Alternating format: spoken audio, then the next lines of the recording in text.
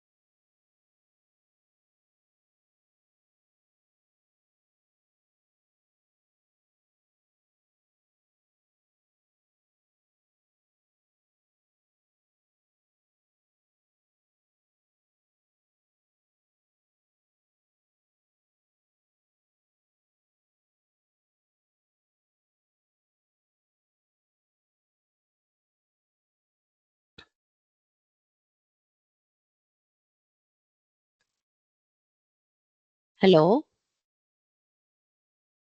am I audible? Yes, ma'am. Yes. Yeah, I thought you didn't join yet. Shall we start, ma'am? Yes, ma'am. Yes. Yeah. Welcome to day 4 of IICT ATAL sponsored 6-day online FDP on foundations and applications of data science.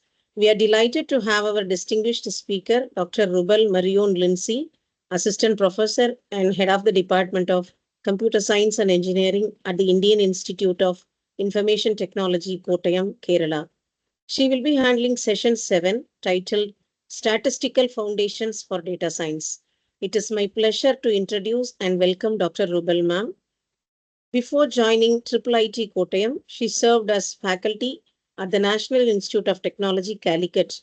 She completed her PhD in mathematics at NIT Calicut under the guidance of Professor Jesse John, with her research focusing on AI-based stock market decision making. Her research interest includes stochastic learning, artificial intelligence, fuzzy expert systems, computer vision, quantum computing, fintech, and cybersecurity. She also leads the FinAIQ research group at IIIT Kottayam.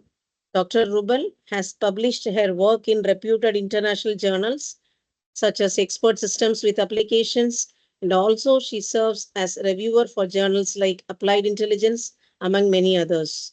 She is a life member of Cryptology Research Society of India, IEEE senior member, and a professional member of ACM.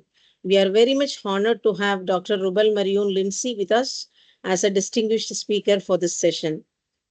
Thank you, ma'am.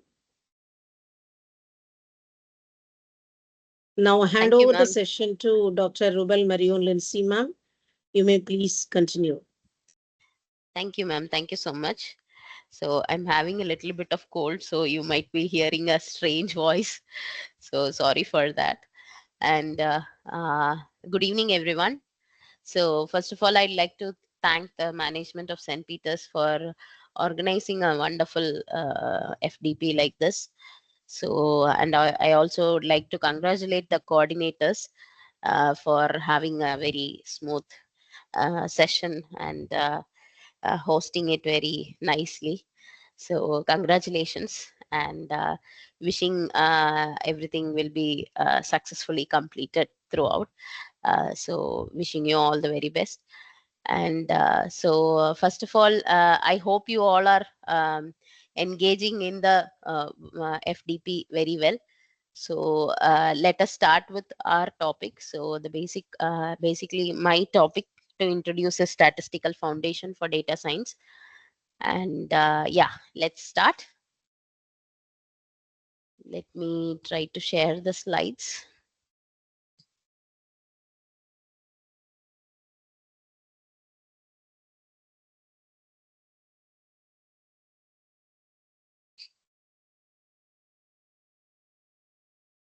Is the slide visible? Yes, Yes, ma'am. ma'am. Okay.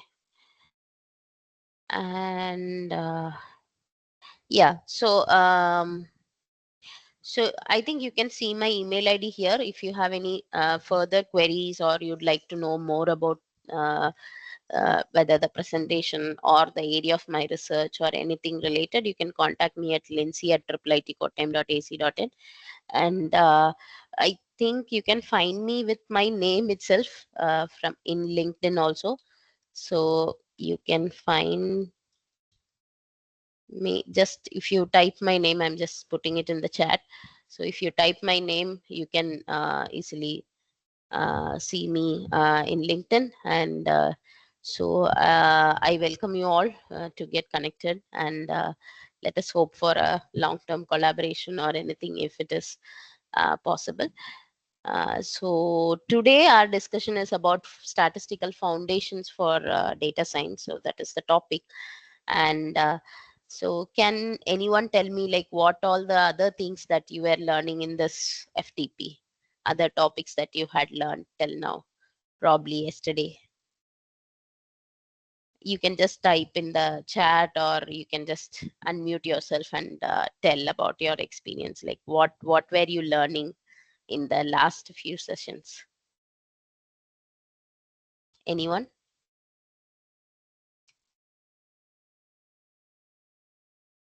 What is the data science life cycle of data science? Okay, so you have already covered about the life cycle of data science. What is data science? Where it is used and all, right? Okay, that is wonderful. So here in today's session, we are going to talk about statistical foundation. So specifically about what are the statistical background that are suitable or that are acquainted to the area of data science. That is what we are saying. So since I am not aware whether you know data science or data science life cycle, I thought of introducing you from that concepts. So data science, life cycle of data science, and then maybe like we can move on directly to key concepts of statistics that are useful or that are used basically in data science, right? So let us dive into this topic. And in as an overview, what I'm trying to connect through this presentation is to convey you what are the various statistical topics that are uh, core of data science. Okay, what are the statistical foundations that are very much useful or very much used in the area of data science and where it is used. So as part of one of the explanation, which is like majorly used, which is linear regression, we will see an example, a detailed analysis of how simple linear regression is being carried out in this topic. So that is the basic idea. So now can you tell me what is data science? You said you have studied data science, right? Data science life cycle and all. Can you define data science?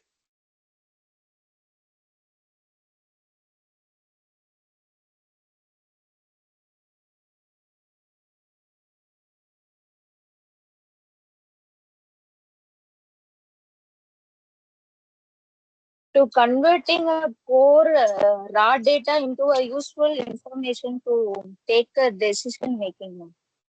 Oh, great. So Hello. you are saying many keywords, right? That is converting. Yes. Somebody else said hello. Yeah. Yes, ma'am.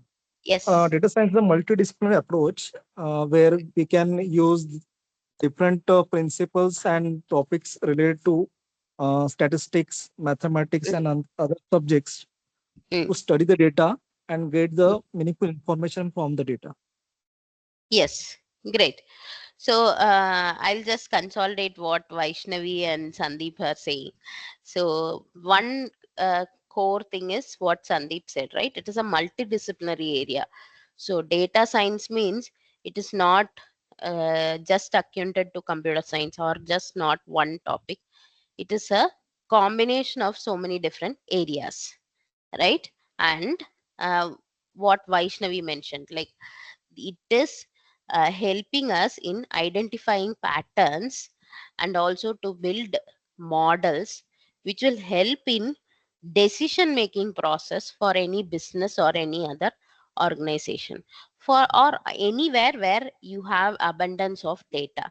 So whenever you have data, the science or the study of implementing multidisciplinary topics to find patterns and to build predictive models to make informed decision making for businesses or other organizations. So this consolidates the understanding of data science. And when we talk about multidisciplinary, I think this particular picture, it is given by Data Flare. They have a blog regarding this data science topic, and they clearly give this picture of whatever area you are trying to apply.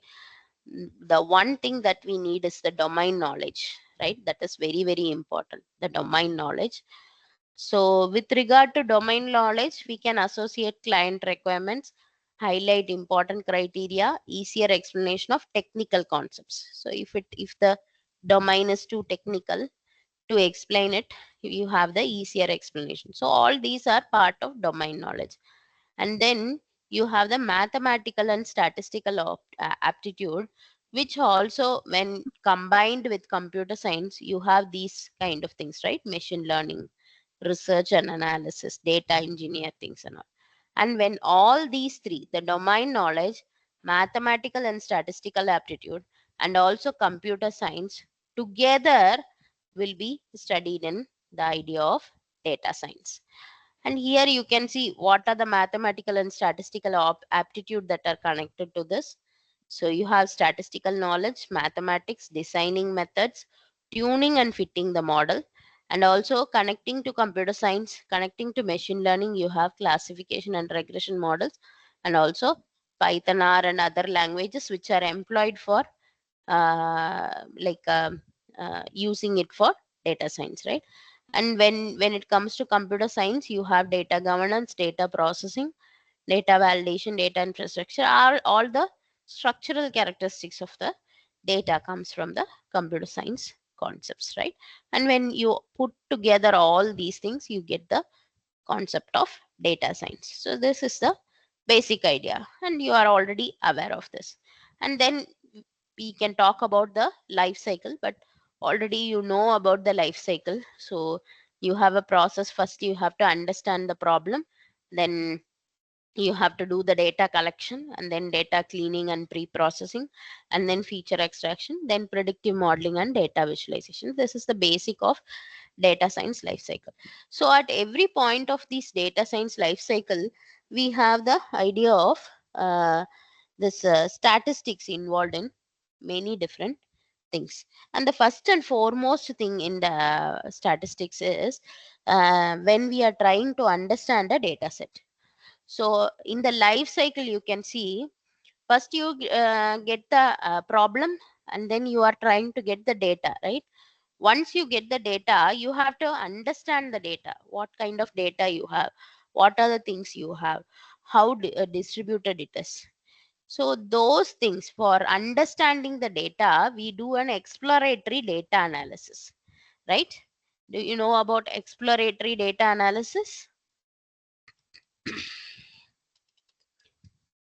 In short, it is said as EDA, right? EDA, exploratory data analysis. So to do this exploratory data analysis, we use some of the concepts of statistics. That is our descriptive statistics. Okay, descriptive statistics means the statistical concepts that are used to describe some of the characteristics of a data set. So when you have a quantitative data set, that is you have some numbers and all, you can talk about this mean, median, mode, variance, range, all these things, right? So all these things can be employed for quantitative data. And also if you have this classification kind of data also, you can do a one hot encoding or something and make it into numerical values. Then you can use mode, frequency and other kind of concepts, statistical concepts, to try and understand the data. Okay, so these are the important concepts. So key concepts, you have central tendency. To talk about central tendency, you have three things: mean, median, and mode. And for dispersion, you have to understand about the dispersion, how distributed the data is. You have these things: range, variance, standard deviation. Range actually gives you the difference between mean and, I mean, maximum and minimum values. I'll talk about this further. And also to understand the shape, we talk about the skewness and kurtosis. All right. So when we talk about mean is basically the average of set of data points. So mean means sum of all data points by total number of points. So if you have an example like this, some set of data set of 5 points, then you just add these points divided by total number of points is 5, right? So divided by 5. So you get the mean as 6. So almost the middle value of this will be 6, right? And you also have 6 here as a data point also. And for median means the middle value when the data is sorted. So you take any data, you sort the data, the middle value will be the median. So if you have 3 numbers, then the middle value is the middle number 7. But when you have 4, you take the middle value. 2 are there, right, for the middle value. So you take the mean of this. So 7 plus 9 by 2, which is 8. 8 will be the median. If your total number of points are even number, then you get something like this. So this is the median, which gives the middle value. Then mode actually tries to relate things to frequency, right? It is trying to relate things to frequency. So then what happens? It actually looks at the number of repetitions. So here you can see 1 is coming only once, 3 and 4 also coming only once, 2 only is repeating 2 times. So the mode is 2. Okay, the most frequent value, the value that appears most frequently. Then in the dispersion, you have range. Range is maximum minus minimum. So in this set, you just sort it. Minimum is 5, maximum is 15. So 15 minus 5, 10 is the range. Then variance. Variance is average of squared differences from the mean. That is, x bar is the mean. Mean is represented as x bar. Mean means what?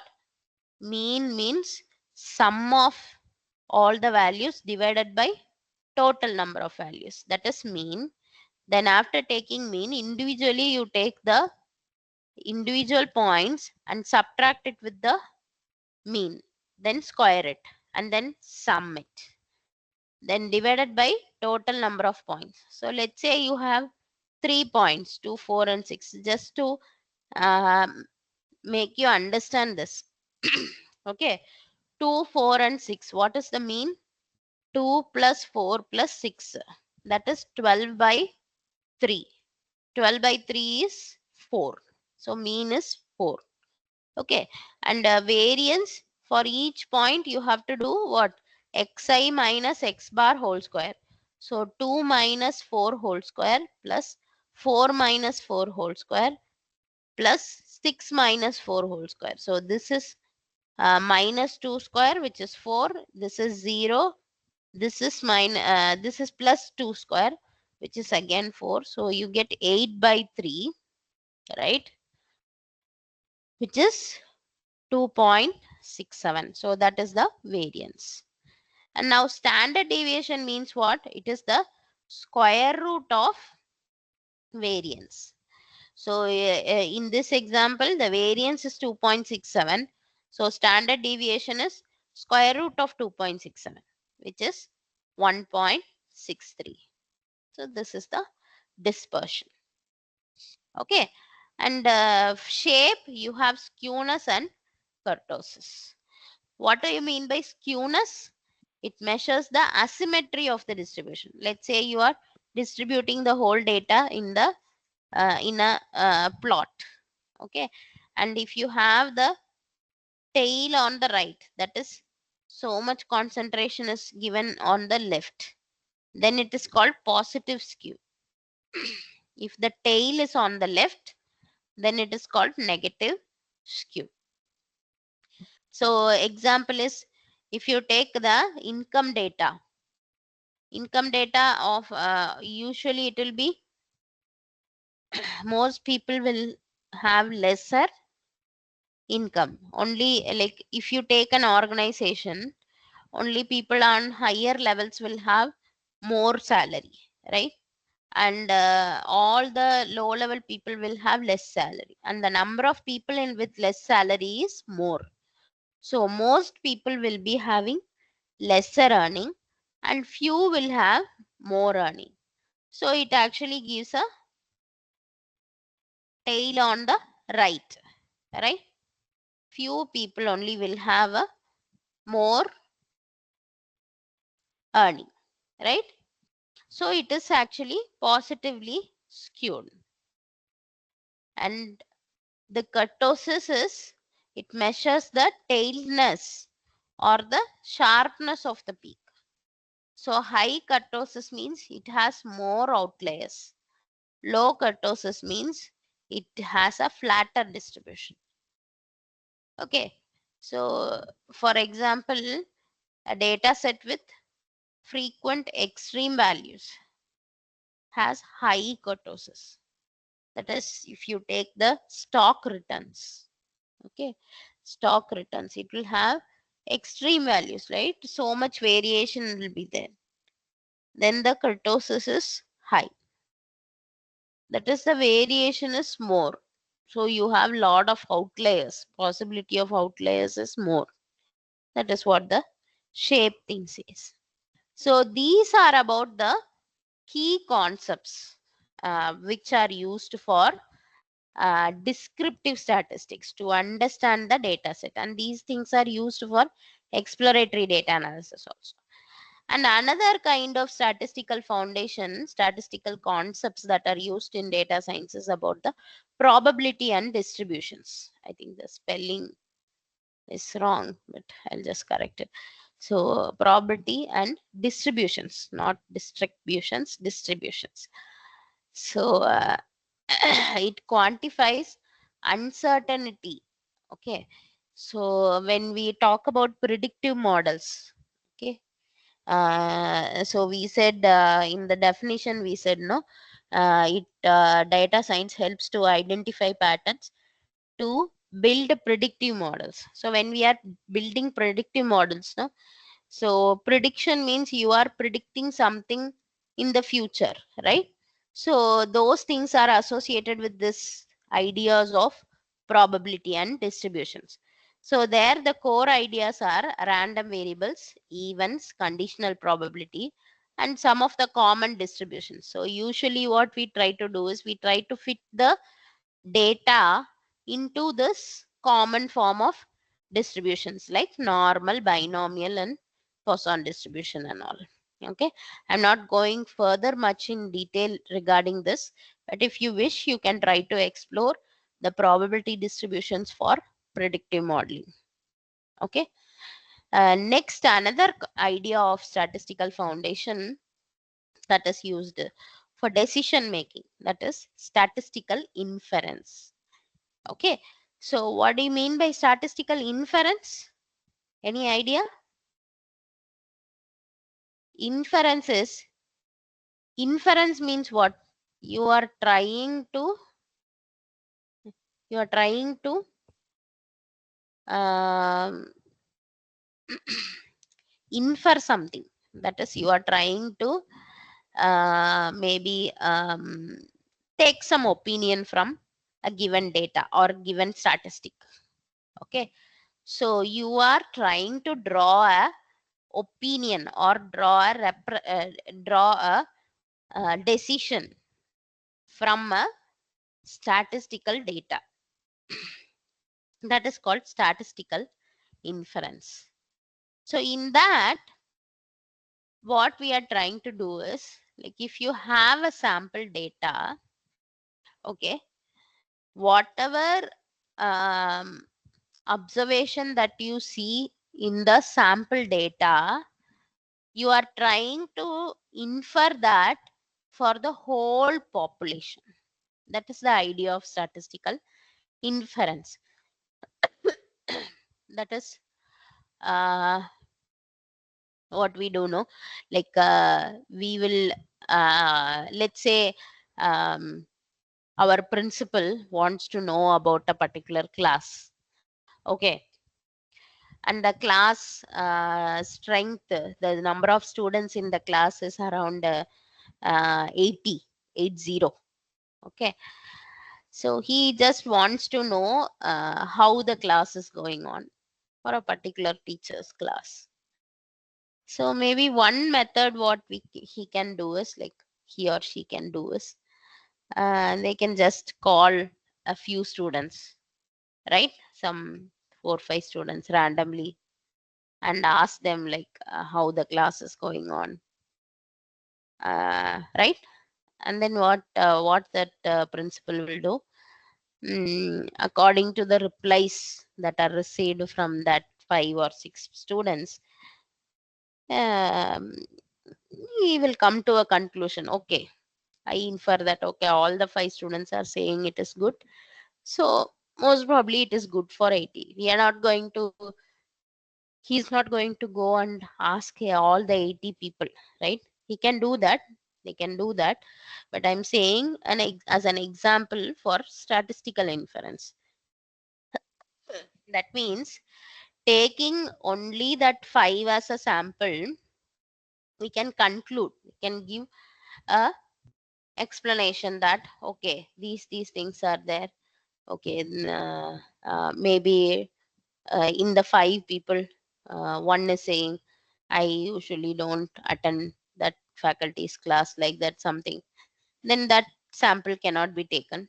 But apart from that, some 5 or 6 people are saying it is good. Then obviously we will infer that, okay, maybe all the 80 people it is good. And statistical inference does 2 things. Okay, one is it will see whether this inference that we are doing, no, first we check for a sample. What we are checking, we are checking the hypothesis. Okay, we have some thought.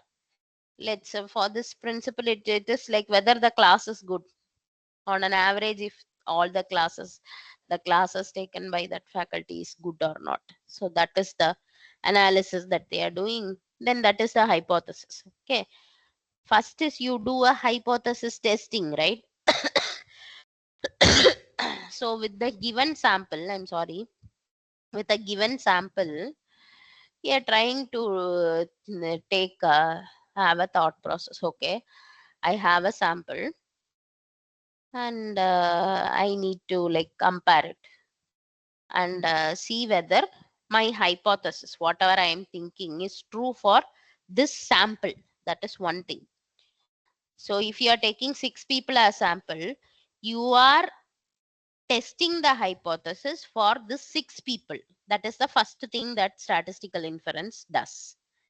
The second thing it does is it will also ensure that whatever hypothesis decision is made for this sample is also true for the population with some confidence intervals. Okay, that is the whole idea of statistical inference. So in that you have, when you talk about hypothesis testing, you create 2 hypotheses. So one is the null hypothesis, and another is the alternative hypothesis. Then you talk about what is the probability value of accepting the null hypothesis, right? Accepting or rejecting the null hypothesis. Then we also talk about type 1 and type 2 error, right? If the faculty's class is really good, and whoever that 5 people the principal called and asked, they may be telling it is not good, even though it is really good. Then what happens? the population null hypothesis is accepted. But in reality, because of the sample, it is getting rejected. Right? These kind of cases are also being discussed. And usually in real world scenario, these statistical inference is also majorly used for decision making. Okay. So whenever you are talking about a representative data, which can be used for inferring a conclusion on a overall population, on a bigger data set. Okay. Now, okay, let's rewind. So before going into regression and correlation, so far whatever we have talked about, is it fine? Do you have any queries or anything you wish to ask, or is it okay? Is my pace okay? Okay, fine. Okay, fine, great. So shall we move on to the next? The next thing is we are going to talk about a regression and correlation in predictive modeling. So one of the very important or core idea of data science is to have the predictive modeling. Even in the definition it is said, right, to build predictive models. So this predictive, as part of predictive modeling, regression is one of the very important thing. So and regression and correlation, right? Correlation means using correlation, we can measure the relationship between variables. That is whether they are going to increase together or whether they are going to decrease together, or whether two variables you are considering, one is increasing and the other is decreasing. Like that, the relationships and all we can discuss using correlation. Correlated, whether they are correlated. Regression means you have two variables. One is dependent on the other. That is, one is an independent variable and the other is a dependent variable. If you are able to relate these two in the form of a linear equation, okay, like this. Here in this equation, x is the independent variable and y is actually dependent on x, because y can be written as beta naught plus beta 1x plus some error, which is also a constant. Okay. So if you can find the beta naught, beta 1, and if you are able to find this relationship, what you can do, for any x value, you will be easily able to calculate the y value, right? That means if you have a set of data points, x and y pairs, and using that, if you are somehow able to find this equation, then what happens? You are giving a general solution. That means once I get this equation, for whatever x, for any x value, I'll be able to find what is y, right? So that is the idea of linear regression. And beyond this linear regression, there is logistic regression. Then you have the ideas of regularization. All these are part of the statistical foundations. So now what we are going to do is this linear regression, when you have a single variable, single dependent variable and connected to a single independent variable, we tell this as a simple linear regression model. We are going to see that in detail. So when we say simple linear regression, what do you mean by simple linear regression? It is a mathematical equation that allows us to predict a response, right, for a given predictor value.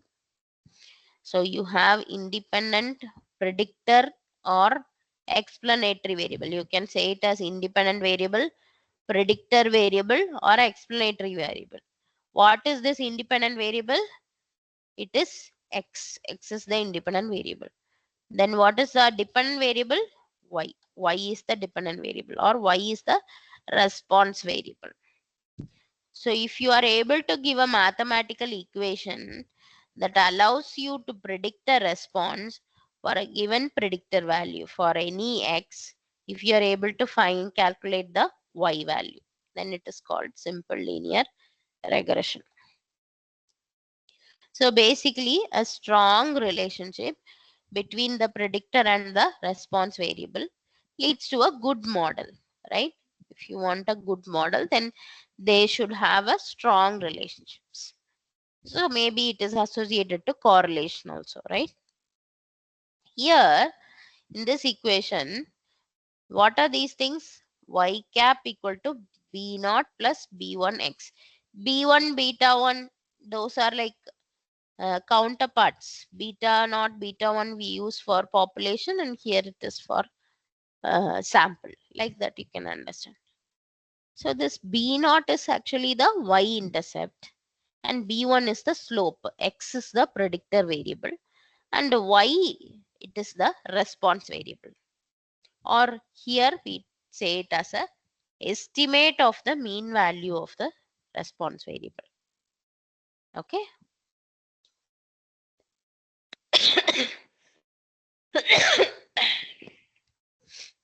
Now let us look at an example.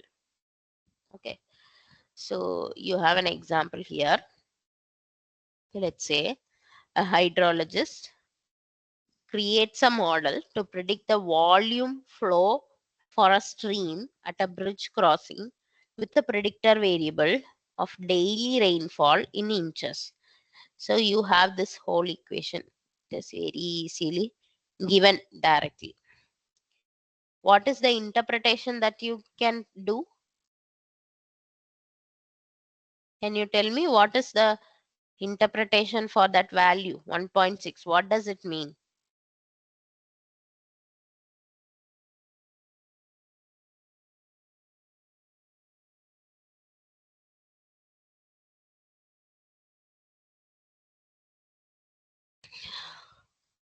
Do you remember studying this intercept idea and all? Y-intercept, x-intercept.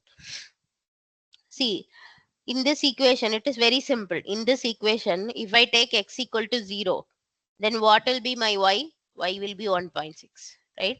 That is called the y-intercept. That means what? On a day with no rainfall means x equal to 0, right? If there is no rainfall, then there will be 1.6 gallons of water per minute flowing in the stream at that bridge crossing. That is the interpretation of this equation. And what does slope say? Slope tells you the level at which it is increasing, the rate of change, right? What is that rate of change? For every inch of rain, if it rained 2 inches that day, that means what? 2 into 29, 58 additional gallons will be added to the flow. That means what?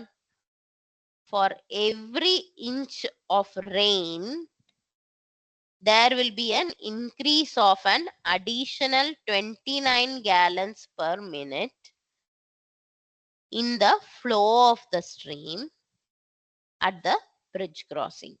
So this is the idea of this equation. Here we are not calculating anything. I'm just showing you an equation, and we are trying to understand what this beta naught and beta 1 are, how they are interpreted. Okay, that is the only thing that we are seeing here. Next. So there is a question here. What would be the average stream flow if it rained 0.45 inches that day? That means you are given the x value. What will be the y value? That is what is asked, right? Very simple. So you just take the equation. Instead of x, you put 0.45, then multiply with 29, add the whole value that you are obtaining with 1.6, and then you are getting 14.65 gallons per minute, right? That is what we are getting. So this is the average stream flow. So the average stream flow, if it rained for 0.45 inches that day, will be 14.65. All right. Now we are getting into the next step. That is, see, I actually had the equation. I have the equation y bar. I said y cap is equal to 1.6 plus 29x. So for this equation, it was very easy. For this question, I just added 0.45 instead of x. I am putting 0.45 and I calculated easy, right? Because I had the equation ready made. But our idea of simple linear regression is to compute this. We don't know what is beta naught, beta 1.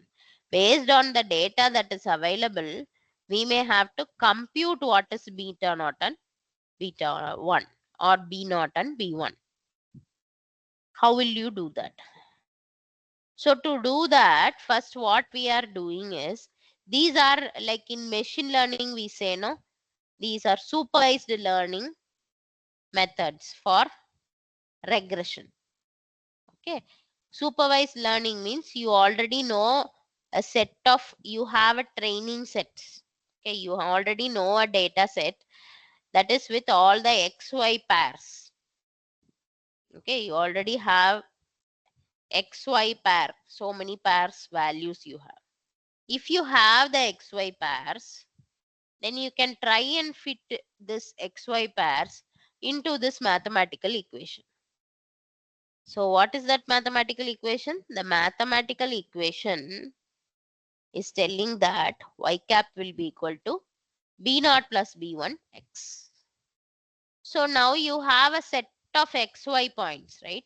Using that set of xy points, you can find the value of sy, sx. Okay, then r is the correlation, right? So all these we can calculate, and using that b1 can be calculated. So b1 will be equal to r into sy by sx, which is nothing but sxy by sxx. You can calculate b1 like this also, alternate calculation. Once you calculate b1, now you know x will be x bar. So we are taking the estimates. Estimate means if you have many x and y pairs, we are just taking the average of them. Then you will have x bar and y cap. Okay, estimates. So now what happens? I know what is x, I know what is y, I know what is b1. Only b naught I don't know. So b naught I can write it as b naught equal to, so b naught you are keeping here. This b1x you take it to this side. So b naught equal to y cap minus b1x is the y-intercept of the regression line. So using this, we can calculate b naught also. Once you calculate both b naught and b1, what you will get? You will get the equation y equal to b naught plus b1x, right? Here we are considering the squares, sum of squares, right? That is why it is called least squares. Okay, and why we are taking least squares? That will have the least slope. Okay, then error will be very less when we are doing this. Okay, so that is the idea of least square regression line. So this is how we calculate the regression line.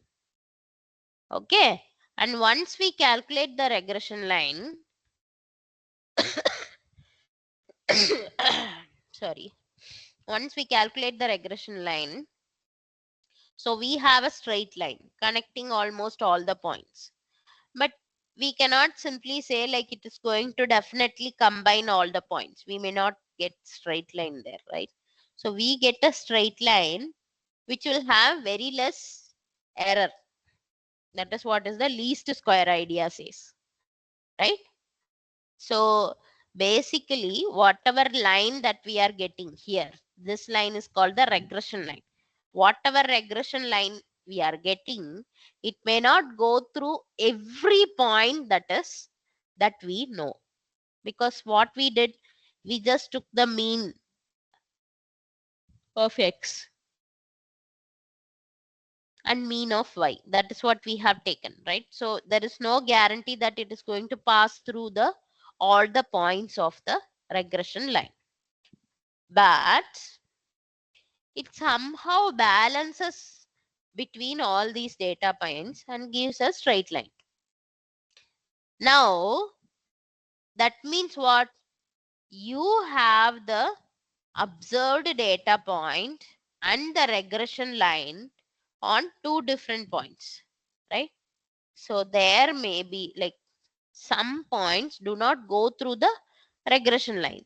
So those points may be away from the straight line.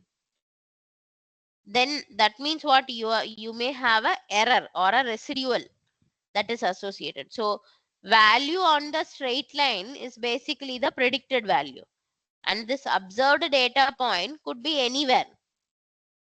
Then the difference between them is called the residual. That is the error. So the residual is equal to observed minus predicted. Fine? Are you all with me so far?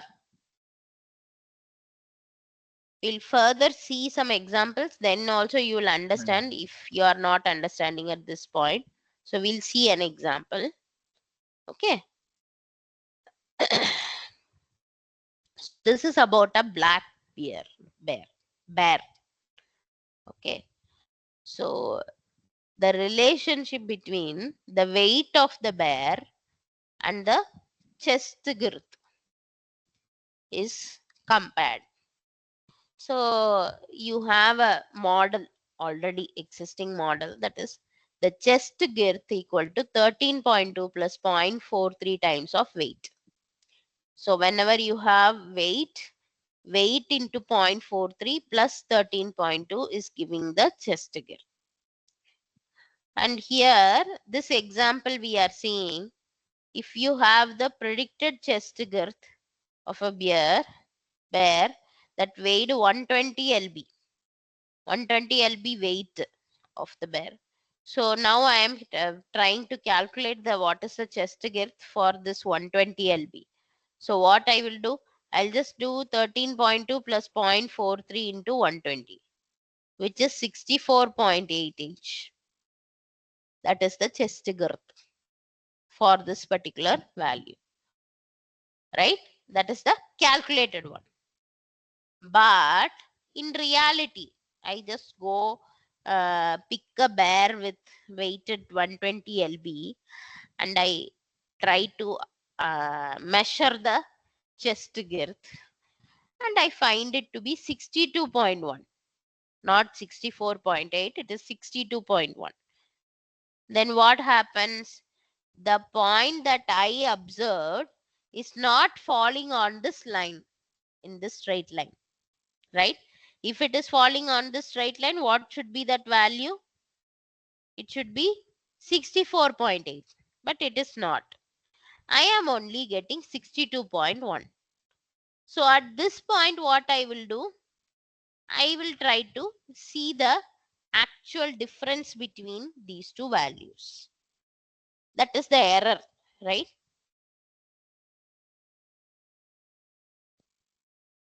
So now when we calculate, we are trying to find the difference between these. The observed value, which is 62.1, minus the predicted value. Okay, this is what? Residual equal to observed minus predicted value, which is actually minus 2.7 inch. Okay, now we are going to see this on a graph or on a plot. So this is actually called as a scatter plot. Okay.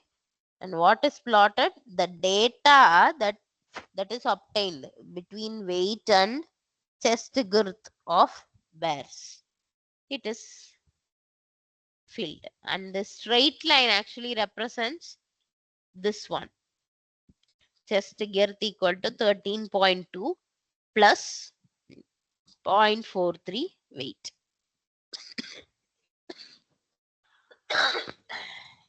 Okay. So now let's take one example, this point. Okay. I'm just expanding a piece from here. Okay. I'm just showing you a value. So let's say this is an observed value, this red part. The corresponding predicted value is this value here, right? That is the predicted value. Now, the difference between the observed value and the predicted value, this length is the residual, right? I hope you are able to visualize this. Fine. And this residual has some characteristics. So here you can see it is a negative residual. It can be a positive residual also. If this 62.1 instead of 62.1, if it is 65.1, then what will happen?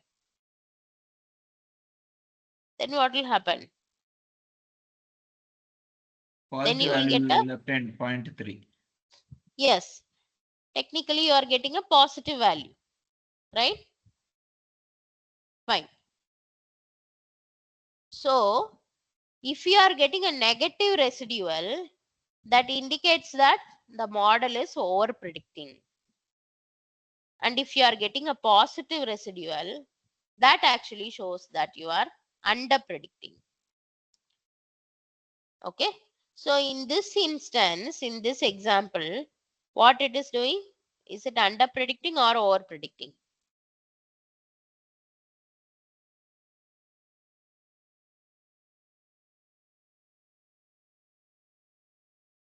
Huh? Is it under predicting or over predicting? It is over predicting, Over right? predicting. Yeah, because it is predicting Over a predicting. value that is more than the observed. Yes, correct. It is over predicting. Okay. So this error, it is called a random error, which is the residual, right? Residual is called the error.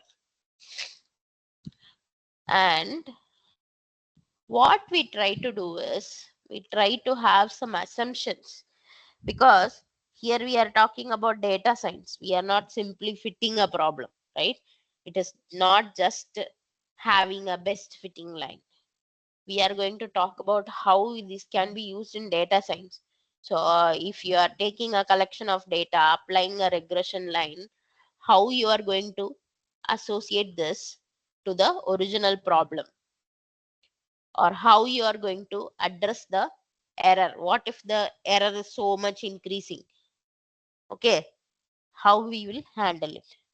So for all these, we are having a few assumptions. We are going into that path. Okay. Usually, an ordinary least square regression line tries to minimize the sum of squared errors. Okay, that is how we get the best fitting line. We just said, right, it is the method of least square regression. So it is finding a least square regression to create the best fitting line. So basically it tries to reduce the difference between this observed and predicted value. Okay, so that it will reduce the residual also, right? So that is the idea. So trying to minimize the error. Now in that way, there is one more thing called coefficient of determination. So we talked about another concept, right? That is the mean. You have y bar as the mean of y values. So you have a straight line which actually is the regression line, and you have a mean line, mean value line. And this straight line will have a connection with the mean value line also. So the difference between the observed value and the mean value, that is y minus y bar, and the difference between the observed value and the predicted value, which is the residual, right? These two together will be called as the total variation. So total variation is actually a combination of explained variation and the unexplained variation. These are just terminologies. Even if you don't understand this, there is no issue. The thing is, like, if the explained variation is larger, the model will be better at prediction. And if the unexplained variation is more, then we say that the model is worse, not good in prediction. So for that we are showing this. Okay. And coefficient of determination means the explanatory power. So R square, the coefficient of determination, is equal to explained variation by total variation. That is the ratio. And basically this R square, this capital R square, is exactly same as the correlation of the two variables. Okay. They are actually associated. They have some relationship. They are going to be same value you are going to. So this R square value, it ranges from 0 to 1. And when it is close to 0, it has a very little explanatory power. And if it is close to 1, it indicates that it has more explanatory power. The model has more explanatory power. And as I told you, this coefficient of determination and the linear correlation coefficient are related. Mathematically, they are associated. They are equal. Okay. Basically, they have different meanings, but the value that we are getting will be equal. That is the idea. Now, we were talking about residuals, right? Let's say we are taking the whole residual idea and we are plotting the residuals, okay, with the data points. Then that is called a residual plot. Okay. And we are just not doing a best fit regression only. We are doing a regression analysis for a data. So when we are talking about a data in the idea of data science, this statistical idea gets associated with some of the assumptions. These are the assumptions. What are the assumptions? The response variable is a random variable, while the predictor variable is assumed as a non-random or fixed. Okay. And relationship between y and x must be linear. There must be a linear relation. Errors of the random terms are independent and have a mean 0 and a common variance sigma square, constant variance, independent of x and are normally distributed. So many things are said, right?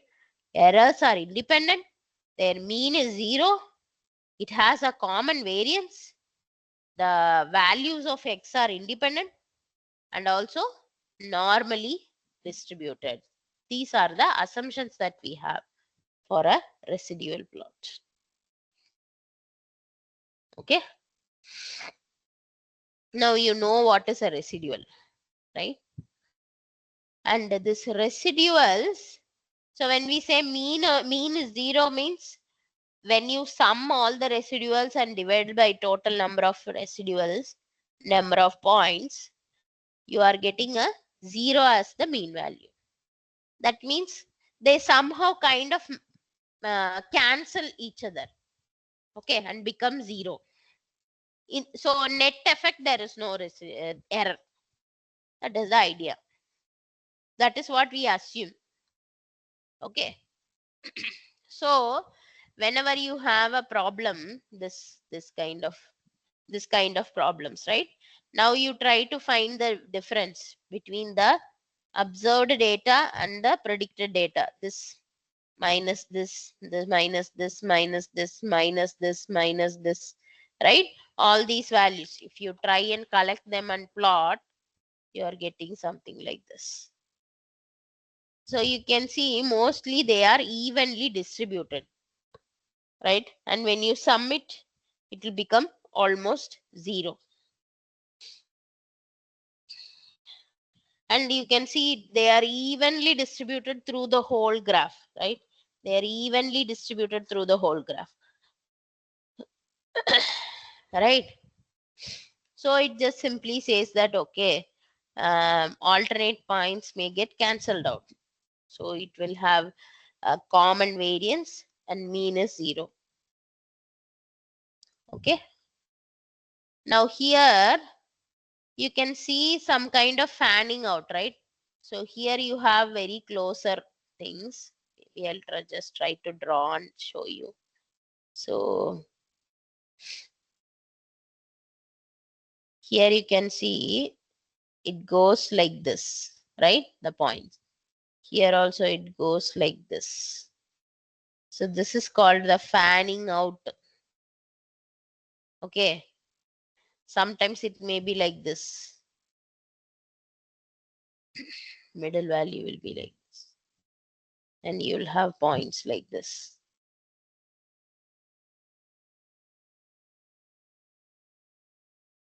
Then it is called fanning in. Okay. This means what? You don't have a you don't have a constant variance. Here the variance is different from variance here.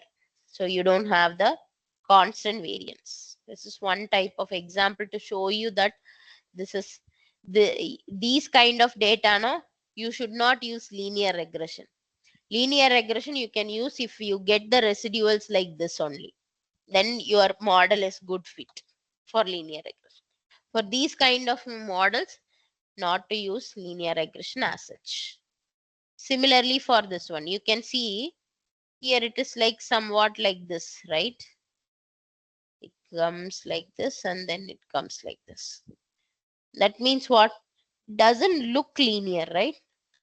So the linear model may not be suitable. So either you have to go for a non-linear model, or you can try some transformations on the X or Y for these kind of models.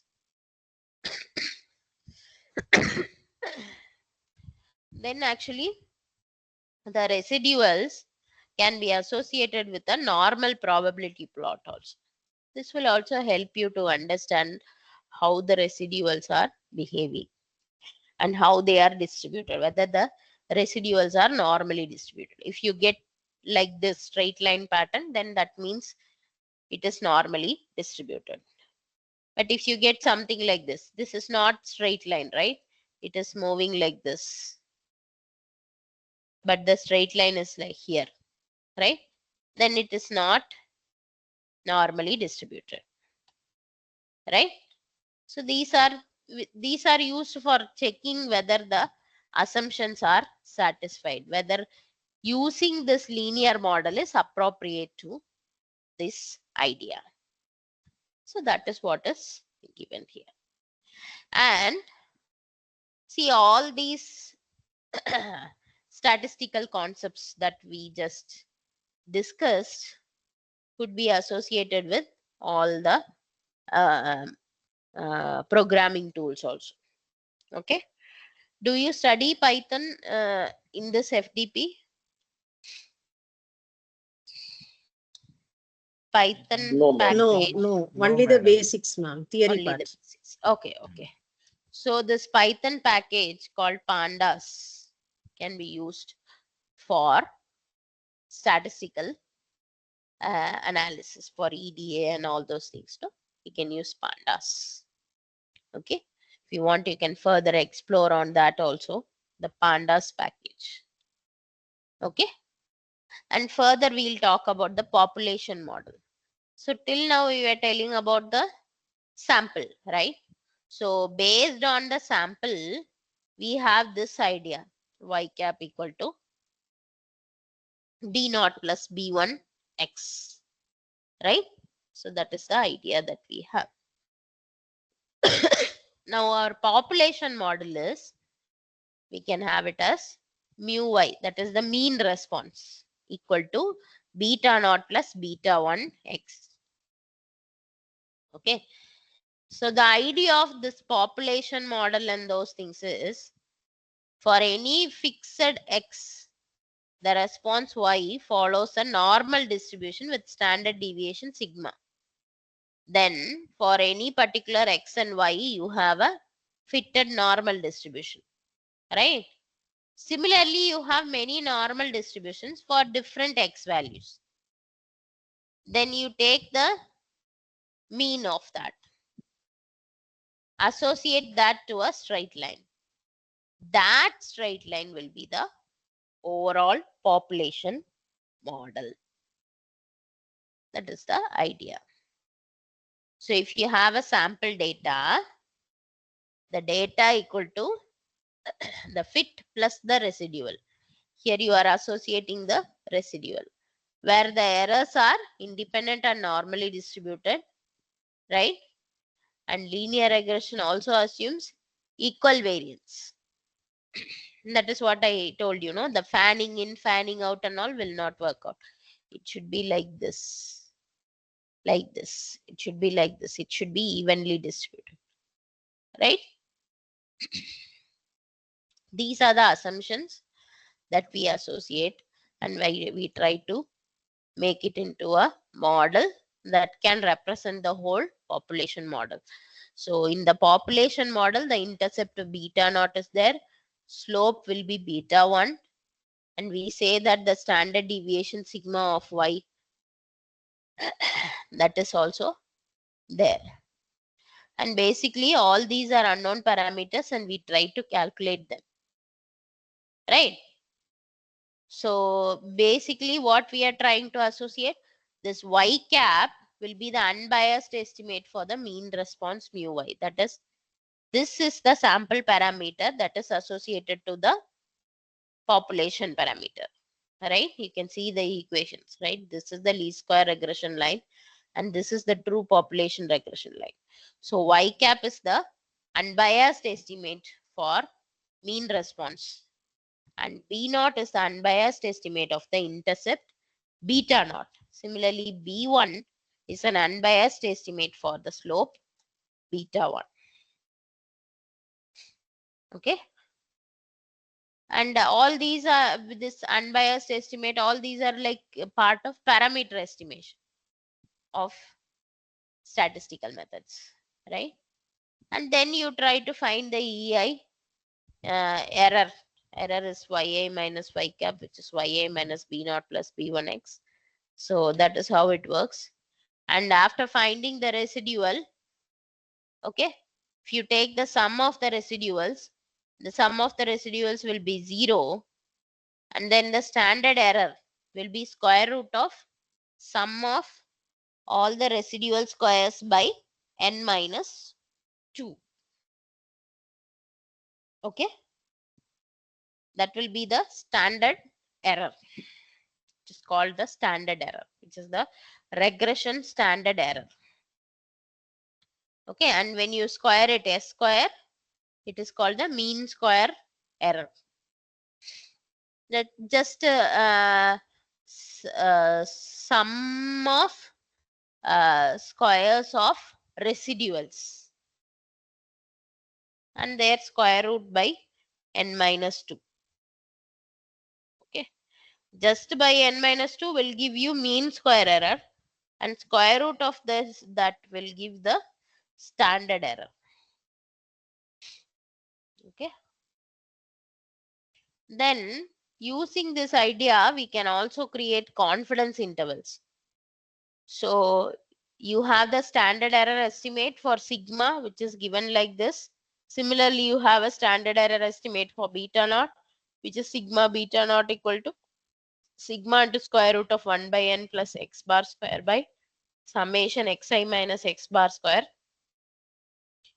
Sigma beta 1 is sigma by square root of summation xi minus x bar whole square.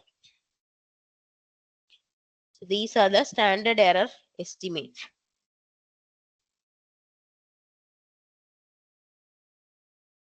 We have three parameters, right? So for all these three parameters. So confidence interval, how we can give? For beta naught, we give the confidence interval like this. So T alpha by 2, standard error B naught. T alpha by 2, standard error B1. That will give the range.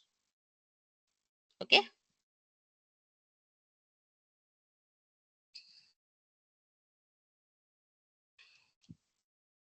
Now when we take it into the testing of hypothesis, how it works?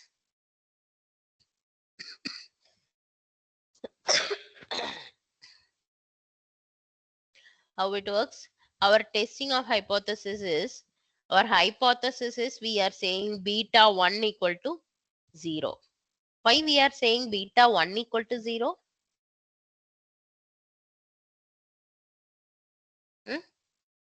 So when you are substituting beta 1 equal to 0, what will happen to the model? Beta 1 becomes 0 means the x term becomes 0. Then your y term will be equal to constant. Right? That means what? We are actually saying our hypothesis to be that y does not vary with respect to x. The x term is 0. That is what our hypothesis is. And when we reject this null hypothesis, that means what? Your regression part is true, right? So if you are accepting the null hypothesis, that means you don't have a proper straight line that can represent the relationship between x and y, right? This is the hypothesis testing part. So then we can easily use the statistics, statistics, take the F statistics, ANOVA table and all will be used, and you can try and prove this. So this is the null hypothesis. This is the alternate hypothesis. This testing of hypothesis actually helps us, gives the statistical inference that whatever sample model that we have actually is representative of the population model. Okay, that is the whole idea. So far we have seen so many formulas, so many definitions, explanations and all. And I want to show you an example. I think with this we will close. Okay. So when we go for an example, this is a particular concept. Okay. Index of biotic integrity. Like it is used for calculating the water quality. It is a measure of water quality in space. Okay. So which is also represented as IBI. Index of biotic integrity. IBI. Okay. And also how much forest region is there, and associated index of biotic integrity. That is the quality of water passing through the streams where you have a highly forested area. So there is a sample table which has the IBA value and also the forest area. So IBA value, forest area, IBA value, forest area, IBA value, forest area. You have a set of data. Now, taking the variables as x and y, forest area as x, and IBA value as y, response variable, we are trying to form an equation. First, this is simply the scatter plot. Okay, you just, whatever values you see here, no, it is plotted here. And can you see a pattern? You'll be able to easily visualize a straight line. Probably we can have a straight line like this, right? Somewhat like this. I don't think I'm properly doing it, but still I'm just saying you can have a straight line. Okay, I don't want to put thoughts, but anyway, you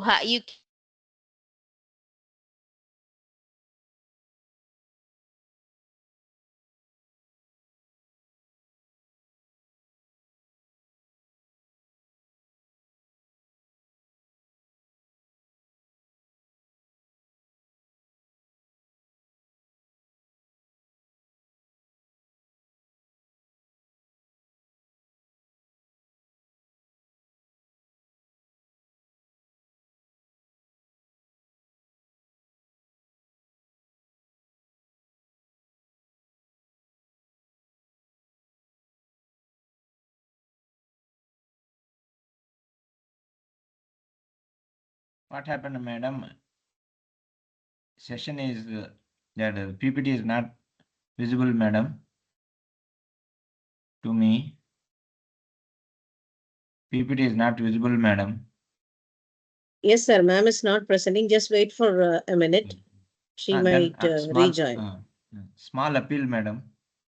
In that PPT slide style, suppose it is 6 lines, madam. Top 2 lines are getting missed, madam. Just give some information to that, madam. Top Idea. 2 lines are not visible, madam. In each and every slide, that slide style is not showing. Some message is missing, madam, in the top pages. In a slide, let's suppose 6 lines are there, madam.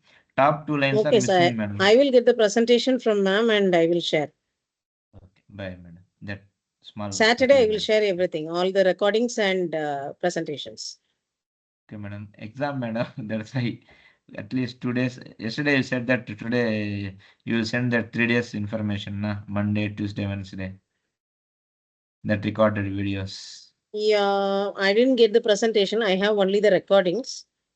At least you So, send that recorded yeah, I videos. can You will share send it this. on I can share the recordings today.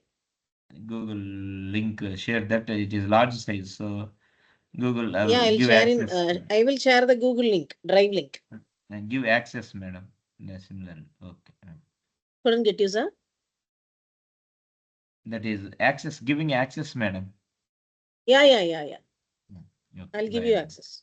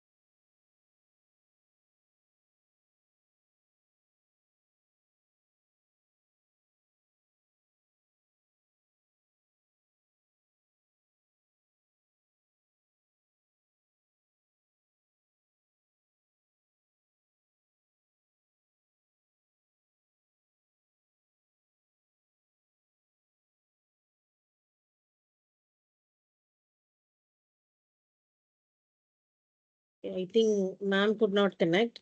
We can close the session. On behalf of the FDP team, I sincerely thank you, ma'am. for accepting our request and delivering this wonderful session. It was really useful and gave us a clear foundation in statistics and data science basics. You explained the concepts like linear regression, the mathematics behind it, the probability distributions, and statistical inferences for decision making in such a simple and clear way with examples. The examples and visualizations discussions help the participants understand the concepts better and gave clarity on errors in prediction. This session has surely strengthened our basics and boosted our confidence in applying these ideas. We are also truly appreciate your effort, ma'am, especially since you are not feeling well, but still stood with us and taught with such dedication. Your passion for teaching has inspired all of us. I also thank all the participants for your active presence and attention. Kindly join us for the next session after 15 minutes. And a gentle reminder that the feedback link will be shared after the 8th session. Once again, thank you, ma'am. We all join for session 8 by 7:40 p.m. Thank you. Excuse me, ma'am. Excuse me. Yes, sir. Yeah, ma'am. This is a humble request for sending the PPTs of the presentation which are done on last 3 days, including today. Yesterday, you also said that that will be provided at the end of the day. But now, since you are saying that provided at the end of the last day of the. Sir, now in 5 minutes, I will share the link, sir. Google Drive link. Yeah, In WhatsApp, I'll share. Okay, yeah, thank you very much. Yeah, today I'll share, but I didn't get the presentations from all the resource persons. Once I get that, I will share that too. Okay, ma'am. Okay. Thank you. Thank you. Thank you. We'll connect by 7:40.